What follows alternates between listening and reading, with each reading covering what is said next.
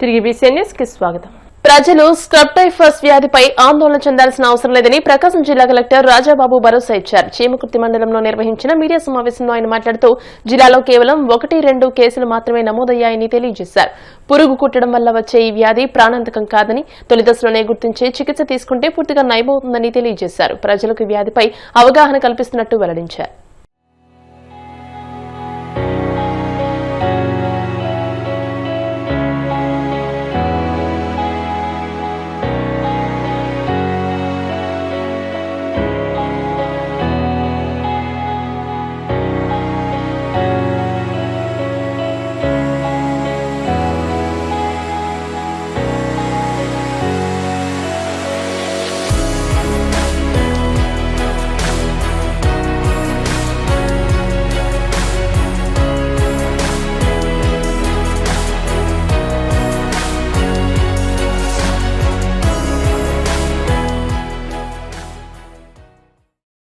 మనకి టోటల్గా last year 180 crores revenue రావడం జరిగింది.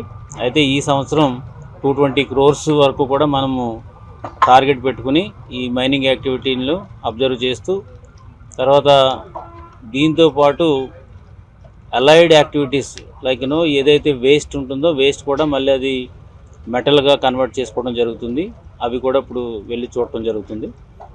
ఈ మైనింగ్ యాక్టివిటీలో బేసికల్గా మైనింగ్ యాక్టివిటీ వల్ల రాష్ట్ర ఆదాయం పెరగాలి, అంటే దాని ఉద్దేశం ఏంటంటే జిల్లా ఆదాయం కూడా పెరగాలి. సో మైనింగ్ సంబంధించినటువంటి ఏ విధమైన డిఫికల్టీస్ ఉన్నా అది జిల్లా యంత్రాంగం అంతా కూడా ముందుండి వాళ్ళకి అన్ని రకాలుగా సహకరిస్తుంది. అదేవిధంగా మైనింగ్ ఓనర్స్, ఈరోజు మనం మిడ్ వెస్ట్ మైనింగ్ వచ్చాము, అది చాలా నీట్గా ఒక ప్రాపర్ ఆర్గనైజ్డ్ వేలో నడుస్తుంది. సో మిగతా మైన్స్ కూడా ఇట్లా ఉన్నాయా లేవా అనేది కూడా ఈ మైనింగ్ ఇన్స్పెక్షన్ కూడా మనం ఆల్రెడీ చేయమని చెప్పేసి అన్నాము. ముఖ్యంగా మనకి దీంతో వచ్చే సమస్యలు ఏంటంటే, మైన్ వరకు ఏదైతే ఓర్ వస్తుందో లేదంటే కనుక ఆ బ్లాక్స్ వస్తున్నాయో బ్లాక్స్ వరకు వాళ్ళు కాన్సన్ట్రేట్ చేసి ఈ డిస్పోజల్ మీద చాలా తక్కువగా కాన్సన్ట్రేషన్ పెడుతున్నారు. దానివల్ల చాలా పొల్యూషన్ వస్తుంది. సో దీని మీద ఇంతకుముందు పీసీబీ చైర్మన్ గారు కూడా వచ్చి చెప్పడం కూడా జరిగింది. ఈ చీమకుర్తి ఏరియాలో హయ్యెస్ట్ పొల్యూషన్ పార్టికల్ వేస్ట్ వస్తుంది ఎయిర్లో అని చెప్పేసి అన్నారు. సో దాన్ని కూడా ఎగ్జామిన్ చేయాలి కాబట్టి దానికోసం కూడా మనం రావడం జరిగింది. విజ్ఞప్తి అనుకోండి, లేదంటే కనుక నా యొక్క రిక్వెస్ట్ ఏముందంటే ఆల్ మైనింగ్ ఓనర్స్కి, మీరు మైన్ ఆపరేట్ చేసినప్పుడు ఈ పొల్యూషన్ ప్రోటోకాల్స్ మాత్రం 100% మీరు పాటించాలి. మీకు వేస్ట్ డిస్పోజల్ ప్రాపర్గా చేయాలి. మేము కూడా కొన్ని ప్లేసెస్ ఐడెంటిఫై చేస్తున్నాం ఎక్కడ వేస్ట్ డిస్పోజ్ చేయాలని చెప్పేసి. సో అలా కాకోకుండా మీరు ఇష్టం వచ్చినట్టు ఎక్కడ పడితే అక్కడ స్లర్రు, తర్వాత బ్లాక్స్ ఇవన్నీ కూడా పడేసేస్తే దానివల్ల ప్రజలకు చాలా ఇబ్బంది కలుగుతుంది. కాబట్టి మైనింగ్ ఓనర్స్ అందరూ కూడా మైనింగ్ అభివృద్ధి చేసుకోవాలి, at the same time waste disposal కూడా ప్రాపర్గా జరగాలని ఈ సందర్భంగా. సత్యసాయి జిల్లాలో పలు దొంగతనాలకు పాల్పడిన 5 అంతర్రాష్ట్ర దొంగలను హిందూపురం పట్టణ పోలీసులు అరెస్ట్ చేశారు. హిందూపురం అర్బన్ పోలీస్ స్టేషన్లో జిల్లా ఎస్పీ సతీష్ కుమార్ కేసు వివరాలు వెల్లడించారు. నిందితుల నుంచి 320 గ్రాముల బంగారం, 3 కేజీల వెండి నగలు, 3 మోటార్ బైకులు స్వాధీనం చేసుకున్నారు. సబ్ జైల్లో పరిచయమైన నిందితులు తాళం వేసిన ఇళ్లను లక్ష్యంగా చేసుకుని చోరీలు చేశారని ఎస్పీ పేర్కొన్నారు.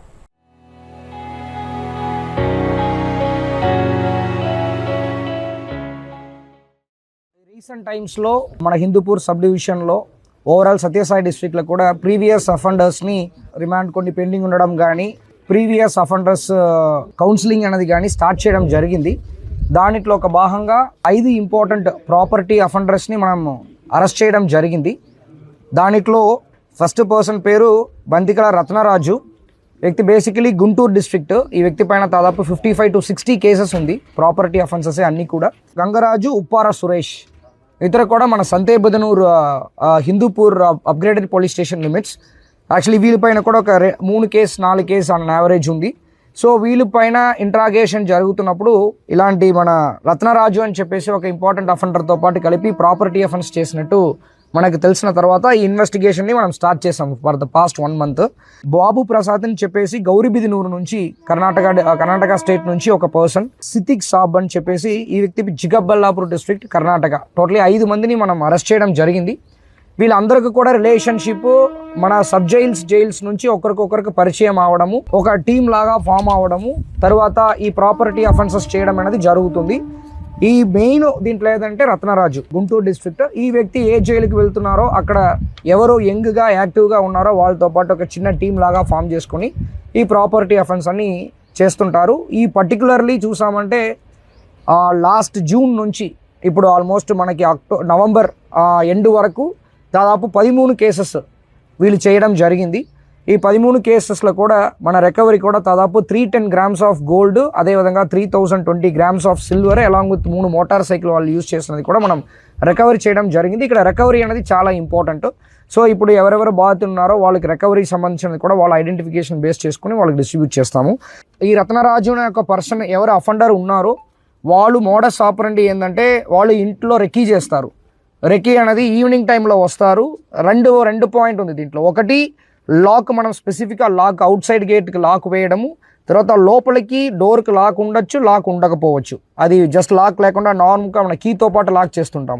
ఏదున్నా మీరు గేట్కి ఫ్రంట్ సైడ్లో మీరు లాక్ వేస్తారంటే అక్కడ వాళ్ళు రెక్కీని స్టార్ట్ చేస్తారు. ఒక 3 to 4 అవర్స్ వాళ్ళు అబ్జర్వేషన్ చేస్తారు. లోక్సభలో కేంద్ర హోంమంత్రి అమిత్ షా ప్రతిపక్ష నేత రాహుల్ గాంధీ మధ్య తీవ్ర వాగ్వాదం చోటు చేసుకుంది.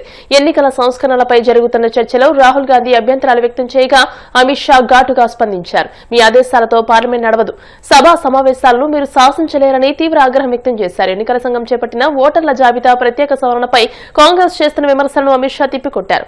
విపక్షాలు ఓట్ల దొంగతనం అంటూ తప్పుడు ప్రచారం చేస్తున్నాయని మండిపడ్డారు. ఈ సందర్భంగా చారిత్రక అంశాలను ప్రస్తావిస్తూ కాంగ్రెస్ పై విమర్శలు గుప్పించారు. अपने लॉजिक के समर्थन में कहा कि भारतीय जनता पार्टी को कभी एंटी इनकम्बेंसी का सामना नहीं करना पड़ता. मान्यवर एंटी इनकम्बेंसी इनके खिलाफ होती है जो जनहित के विरुद्ध काम करे. ये बात सही है कि भाजपा को एंटी इनकम्बेंसी का फायदा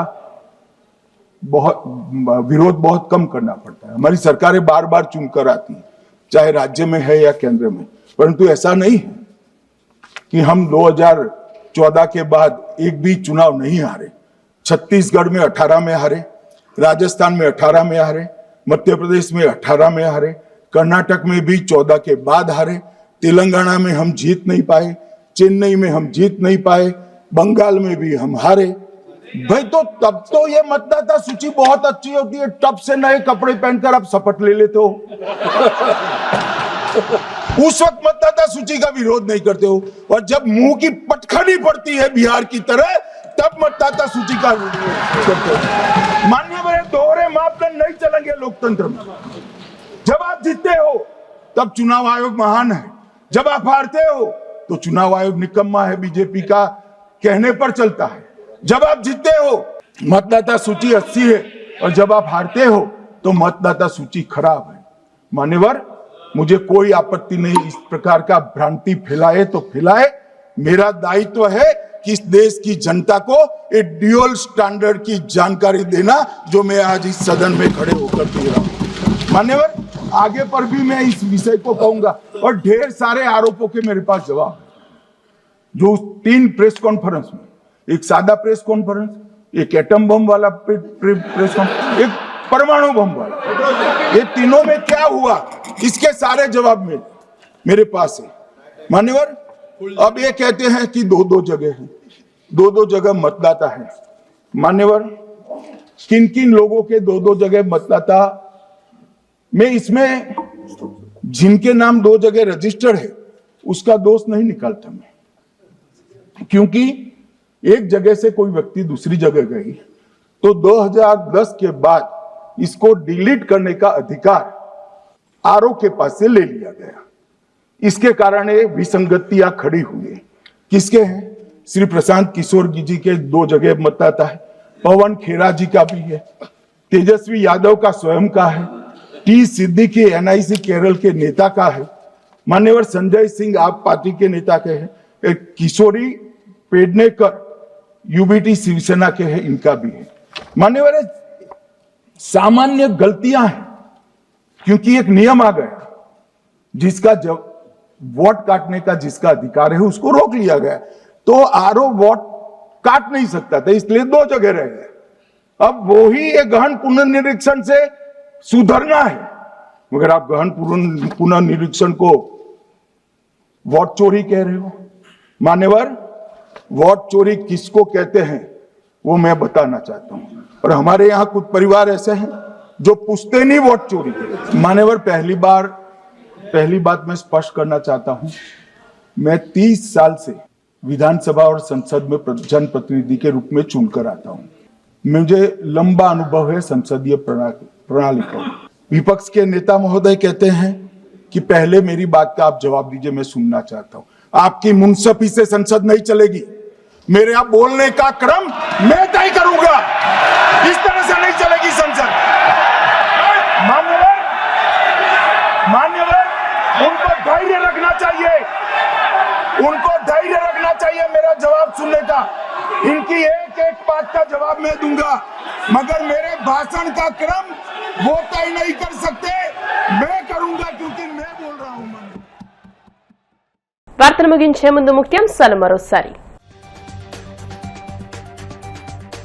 పంచాయతీరాజ్ గ్రామీణాభివృద్ధి శాఖల ఉద్యోగులతో డిప్యూటీ సీఎం పవన్ మాటామంతి తన శాఖలో పెండింగ్ లో ఉన్న 10,000 పదోన్నతులను పూర్తి చేస్తామని వెల్లడి.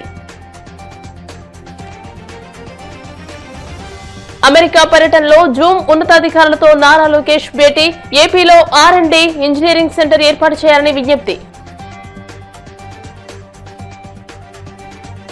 కూటమి పాలనలో జరిగిన గొప్పేంటో చెప్పుకోలేని నిస్సహాయ స్థితిలో ముఖ్యమంత్రి ఉన్నారు. విమర్శలు గుప్పించిన వైసీపీ రాష్ట్ర ప్రధాన కార్యదర్శి సతీష్ కుమార్ రెడ్డి. లోక్సభలో కేంద్ర హోంమంత్రి అమిత్ షా, రాహుల్ గాంధీ మధ్య తీవ్ర వాగ్వాదం. ఓటర్ల జాబితా సవరణపై కాంగ్రెస్ తప్పుడు ప్రచారం చేస్తోందని ఆరోపణ. ఈ వార్తలు ఇంతటితో సమాప్తం. మరిన్ని వార్తల కోసం BCN digital YouTube channel, Facebook page ని ఫాలో అవ్వండి. అప్డేటెడ్ వార్తల కోసం ప్లీజ్ సబ్స్క్రైబ్.